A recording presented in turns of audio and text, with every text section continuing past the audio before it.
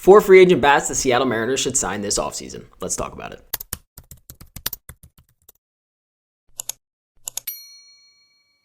So going into this offseason, we know that the free agent class has not been the best that it's been in the past. But in today's video, I kind of want to just go around the horn and pick a guy from each position, from first base, second base, shortstop, and third base, because in my opinion, the outfield is already set. So these are just 4 guys that I think the Seattle Mariners should really target this offseason as well. I'm going to pull up the list of all the free agents at the infield positions this offseason and just really show you guys there really isn't that many options. Some of these are definitely a little far-fetched, and I know some of you may disagree with some of them, but I think these are some solid options that the Seattle Mariners should really go after this offseason. And yes, I understand that there was comments saying that they are not going to be digging deep into the free agent pool, but I definitely still think there's a few guys they should really consider. So let's start off with the first baseman, and here's the list of all the first baseman free agents this offseason. And as you can see, it is an okay list. It's honestly one of the better ones out of the rest of the infield lists. So there's guys that, may be interested in terms like Cody Bellinger, Josh Bell, maybe Mark Hanna, JD Davis, not really. Paul Goldschmidt may be of interest in someone for the Seattle Mariners.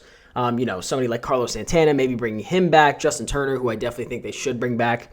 But to be honest, the one guy for me that really stands out on this list that I would love for the Seattle Mariners to go out and sign would be Christian Walker. As you could probably tell by the list, Christian Walker is 34 years old, so he's definitely not on the younger side of his career and maybe arguably out of his prime, as this year he did have a little bit of a down year for his standards, but he still had a 119 WRC plus, a 3 WAR, a 251 batting average, as well as 84 runs batted in and 26 home runs. And the reason I say this was a down year for him is because in the past prior 2 seasons, he had 36 home runs and 33 home runs, as well as 94 RBIs and 103 RBIs. Now, one thing to keep in mind is he was injured for part of this year, so he did end up missing 32 games this season. And in those other seasons, he did play about 20 to 27 more games. But I mean, he's a career 250 hitter with a career 112 WRC plus, so there's no doubt that he would come to Seattle and definitely make an impact. He has a lot of power, but do I think his home run count would be as high as 35? I don't really think, but I still think he could easily put up 25 home runs for the way that he has power. And to be honest, this one may be a little bit far-fetched, but really at the end of the day, I don't think it's a crazy far-fetched thing to happen. Like I said, he's 34. He's not going to be, the hottest hitter on the market right now. So I just think it's definitely something that the Mariners should do, and I think they would really benefit from having a guy like him at first base. Now let's move into the Seattle Mariners' most hated position the past few seasons, and that is second base. So remember when I said the free agent list is not too strong? Here's the list of second basemen that are free agents this season.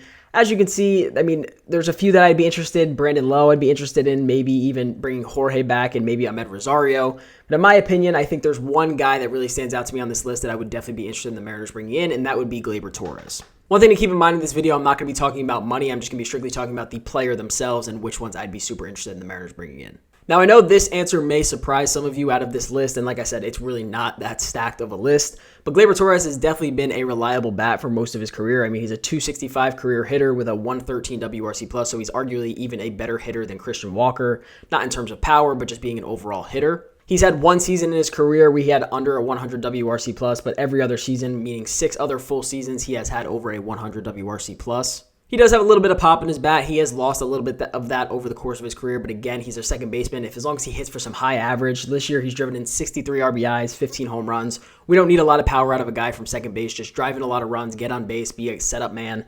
But I do think that Gabriel Torres would be a great addition to the lineup in terms of batting. Now, let's talk about his defense, because he is arguably one of the worst defensive second basemen in all of baseball. He has had a ton of mistakes at second base this season, and he just really has not looked comfortable at all. In my personal opinion, it's nothing that Perry Hill can't fix, so I'm not overly worried about the defense. But from a bat perspective, I definitely think, again, he's 28 going into his 29-year-old season, so he's going into his prime. Some may say maybe coming out of it a little bit, who really knows. But he's been a very reliable bat for most of his career, and I think this is a guy that they could definitely put at second base and be very comfortable with playing every single day. Now let's move into the shortstops, and as you can see by this list, it is not an overly stacked list by any means whatsoever, and there's very few guys that I'd even be interested in, and that list may extend to Willie Adams and Paul DeJong, and that's probably it. So I think my answer is a little bit obvious on this one, but I think the Mariners should really consider going out and signing Willie Adams to a decently long-term contract. Now, the main reason that I say this is Willie Adams is only 29 years old, and he's coming off arguably one of his best seasons in Major League Baseball. It was his highest WAR season this year with a 4.8 WAR. He had a 119 WRC+, which is the 3rd highest of his career. He had 251 with 32 home runs and 112 RBIs from a shortstop. He also has had the highest average that he's had in a few years with a 251. And yes, he does strike out a lot. He has a 25% K rate, a career 27.2% K rate, so he definitely strikes out a ton. And I hate to be that guy, but if he is hitting 32 home runs with 112 RBIs every single season, I do not care how many times he strikes out. And another question is, well, if you signed Willie Adams, what do you do with JP? In my personal opinion, JP is a very good athlete, and I think you could put him anywhere in the infield and he'd be fine. Obviously, shortstop is his most preferable, but I think he would be totally fine moving over to second base as long as he knows it's going to help the Seattle Mariners out. So if you do bring in somebody like Willie Adams or just any shortstop that they believe will play every single day, I think JP would be fine. I think he's a Gold Glover. He's going to be fine playing second base. He nails shortstop, so he's going to be perfectly fine playing second. But yes, out of this very short list, it's pretty obvious that Willie Adams would definitely be the number one on my radar. And to be totally transparent, I think he is number one on all the free agents that I would love for the Seattle Mariners to sign this offseason. I just think he would make a huge impact in Seattle, and I think he would just work really well with this infield and really just be the leader of the infield. Now moving over to the hot corner, where as you can see by this list, there are some interesting factors. There's some interesting players that I'd definitely be a little bit interested in, but it's pretty obvious there is one guy that stands out. Besides Gino, I would love to have Gino back, but he's most likely going to become a Diamondback next year again because they're going to definitely take that club option. Why would they not? But nonetheless, out of this list, and I know this may get a lot of hate, I would like the Mariners to go out and get Alex Bregman. Now, this is for two main reasons. One being that no, he will not hit for as much power in T-Mobile that he has in Houston because he loves the Crawford boxes and that's where most of his home runs go. But he is a very high average hitter. He's a career 272 average hitter with a career 135 WRC plus. So the guy does not strike out. He hits for high average. He hits for power.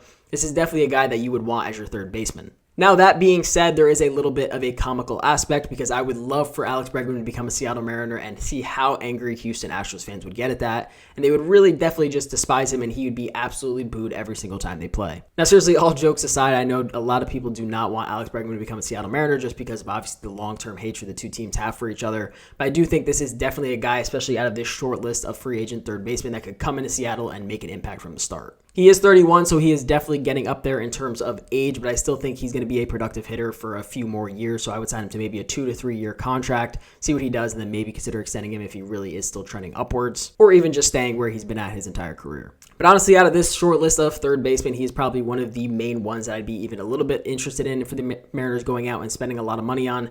Maybe Donovan Solano. I know we had that discussion a little bit last offseason, but maybe besides that, Donovan Solano may be the only other guy that I kind of consider, but I don't really consider him an everyday player. He's going to be going on 38 years old next season, so I don't really know if that's a guy that he could play every day, but we will see what they end up doing at third base. So these are my main 4 targets that I believe the Seattle Mariners, in terms of free agents, should really go out and get. This has nothing to do with trades. We'll have some trade videos later in the future, but these are kind of just the free agent bats that are out there right now. But I think going out and acquiring any one of these 4 guys will make the Seattle Mariners better at that infield position. As we know, they need a lot of help in the infield this offseason. Please let me know what free agent bat is your favorite and one that you would really like the Seattle Mariners to go out and sign this offseason. Otherwise, I hope you guys did enjoy the video, and I'll see you guys in the next one. Peace out.